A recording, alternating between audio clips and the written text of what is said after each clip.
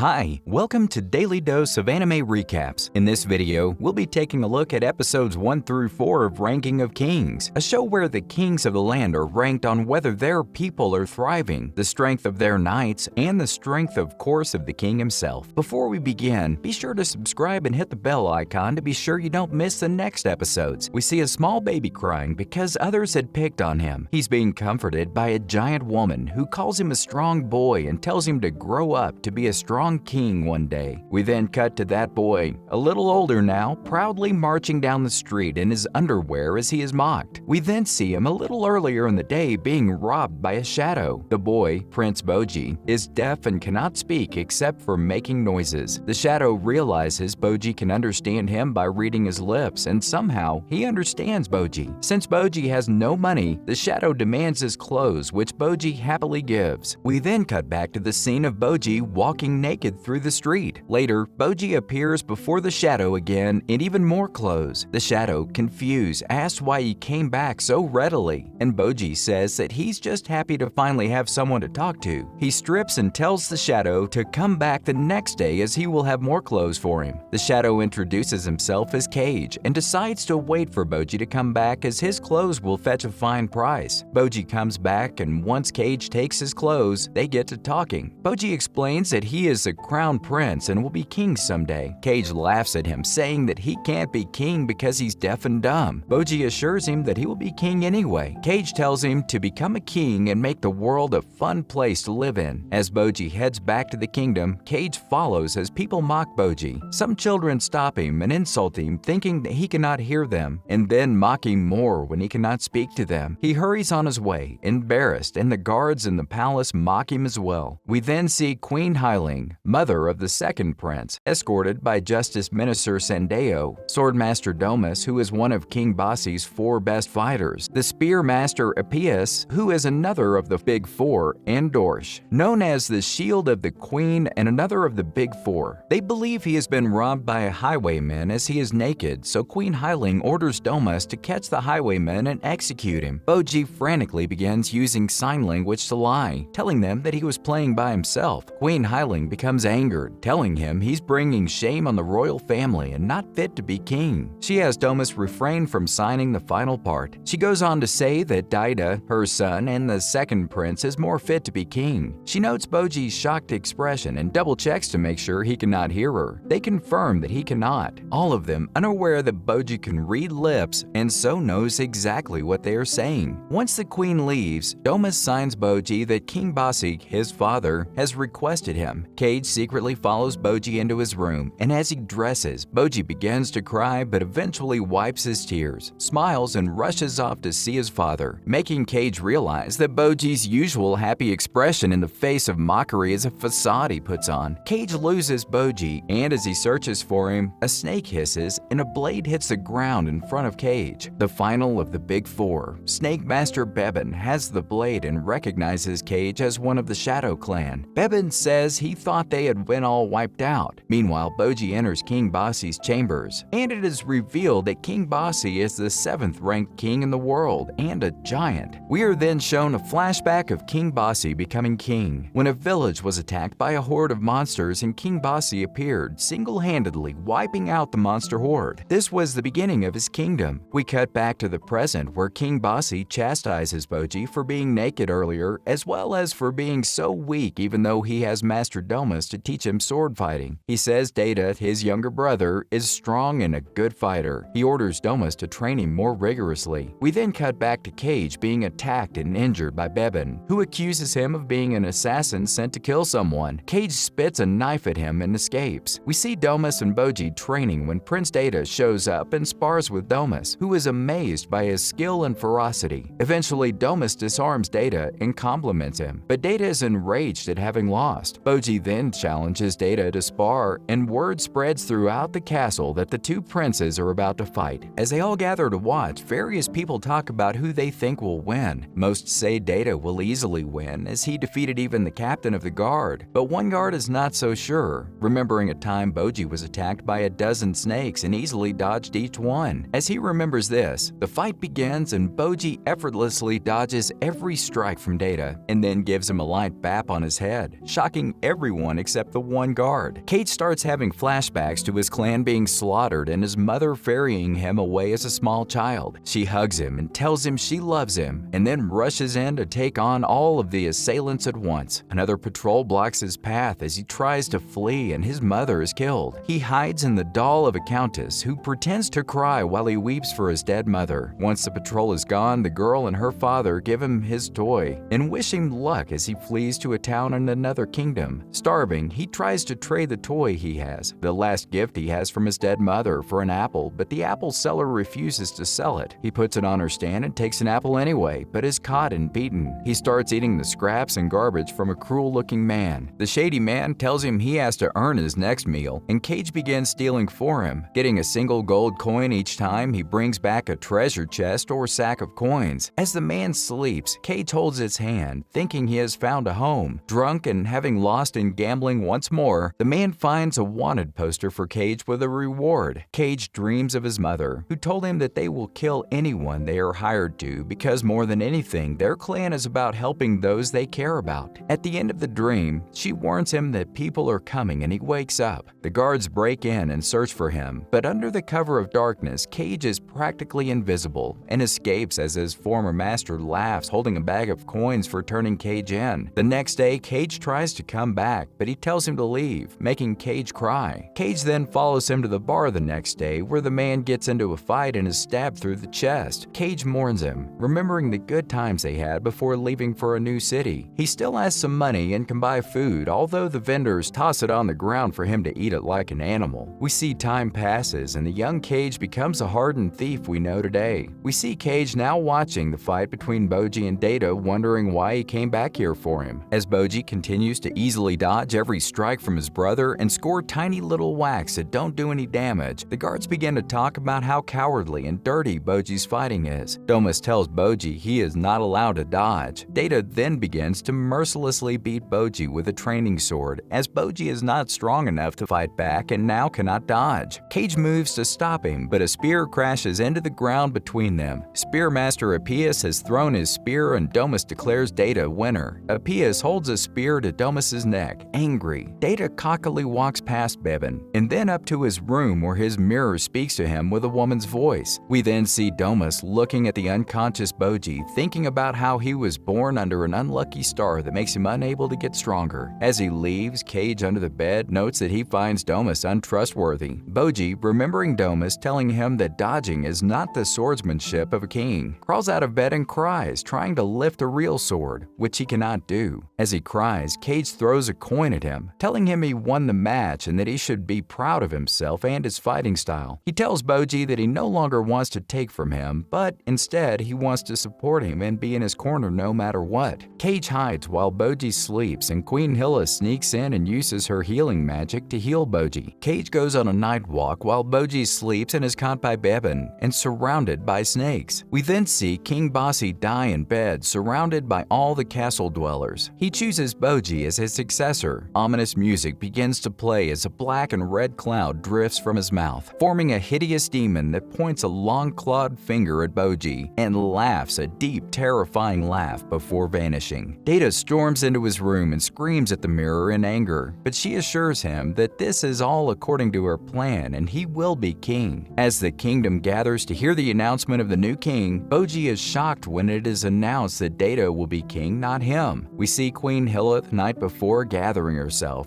the two royal advisors, and the Big Four to vote on who the king will be, saying she does not trust King Bossu's final words after seeing the monster appear out of him. They vote and only 2 people vote for Boji. We see Boji run off crying as Daida is crowned. Meanwhile, Kage in the dungeon has been pierced and strung up, but he produces scissors from within himself and cuts through his flesh, freeing himself and escaping. Bebin corners him again, and he insists that he is not trying to kill anyone. Bebin goes to Boji and draws Kage in the sand, asking if he knows him. Boji confirms that they are friends, and Bebin says Kage gave him a message for Boji, that he is never going to see him again. Boji remembers the night before when Kage said he would always be in his corner, and realizes Bebin is lying, so he chases after him. We then see Daida standing on a tower with Bebin. Daida says he will become the #1 in the ranking of kings and orders Sendeo and Appius killed as they voted against him. Bebin is shocked that he knows about the secret vote, and and wonders what else the magic mirror has been whispering to him. We see Boji sprinting into the dungeon. Cage is not there, but he sees a snake go through the hole in the wall and rushes to a cave where an enormous, scarred, two-headed snake is waiting. It greets him and tells him that Cage is safe and Bebin gave him a mission, but he cannot elaborate further as Bebin is his master. He reminds Boji that there are many who cherish him. We cut to Appius walking and Bebin appearing behind him. The two calmly engage in combat as Appius has only one question: was this King Daida's orders? Bebin confirms it was before he is speared through the stomach and swallowed up by the earth. Appius walks back towards the kingdom, swearing that Boji will be king and he will deal with Daida himself. Boji asks Queen Hilla if he can go on a journey and she says no. He cries and packs a bag anyway, and she posts guards outside his door. He tries to climb out his window using sheets. When she tries to pull him back up, he falls and gets knocked out from the falling out of the tower. She rushes down and heals him with her magic. She passes out from the effort but successfully revives him. While she is recuperating, she remembers all the times when he was a baby that she tried to get close to him and was rebuffed. Finally, in a flashback, she finds a grievously wounded two-headed snake and cries until she heals it. After that, she and young Boji are very close. The closeness is destroyed, however, when Daida is born, and she becomes cold and cruel towards Boji, leading up to the present day. The next day, she gives her blessings for him to go on a journey and sends Domus along with him, along with the guard who had seen him dodging the snake strikes, who was named Hokuro, who volunteered and knows sign language. As he departed and Daida watches, Hyling is struck with a bad feeling that she will see neither of them ever again. We see flashbacks of Domus being assigned by King Bossu to train Boji, as well as a montage of all of their training. We then see Daida talking to the mirror as the king ranker has appeared in the kingdom to survey it to rank Daida as the new king. The mirror tells him to avoid future issues. The order to assassinate Boji has already been given, and now he must obtain King Bossu's strength from his body. He says he wants to reign by his own strength. We see the man from the ranking committee talking to Appius as they remember the last time he was there and King Bossu crushed a monster that was giving Appius and Bebin together trouble. He says that if the ranking was based on strength alone, King Bossu would have been number one. Boji happily is on his journey during all of this. He wanders off and gives a gold coin to a puppeteer before napping and having his bag stolen. Domus chastises them, but moves on surprisingly quick from the stolen bag. Daida fights the test monster that King Bossu killed in a single blow and loses, coming in ranked 90th and crying. As they eat dinner, Domus asks Hokuro if he is prepared to follow any order given by a superior, and Hokuro is unsure. Domus says that he lacks resolve and that he has no idea the pressure their superiors are under. Hokuro looks at Boji, wondering what pressure he is under as Domus sighs sadly. The bag is found on the path with all contents still inside, much to their shock. Boji falls in a pitfall trap and meets a strange man in a crown who then catches a boar in the pitfall trap and cooks it. As Boji and the strange man watch the night sky over the roasting boar, a great dark form sucks up the soul of the boar and spits out more animals. The man and Boji do a dance of gratitude and reconciliation in front of the form. The man pulls out a blade and asks if Boji will be his next sacrifice, but Boji flees and runs back into Domus and Hokuro. They cook food, and as Boji is about to eat, Kunai knocked the meat out of his hand. The meat is then stolen by a mother fox and her kids, as Domus takes the kunai and walks into the distance calling for Bebin, who he believes threw them. The next day, they find the foxes dead and assume the knives were laced with poison. As Hokuro comforts the crying Boji, he remembers being a kid and crying at his own mother's grave when Boji came to comfort him and place a flower on his mother's grave before nuzzling up next to the grave of the departed giant queen. Hokuro gives the foxes a proper burial. Afterwards, they enter the next town, which has the gates of hell, a giant pit in the earth which leads to the underworld in it. Domus sends Hokuro to get food and brings Boji to the gates of hell. As Boji looks in, Domus shoves him into the pit. Daida has a nightmare of himself surrounded by darkness and is transformed into a child as small Boji fights the darkness. He awakens and tells the mirror he needs his father's strength immediately.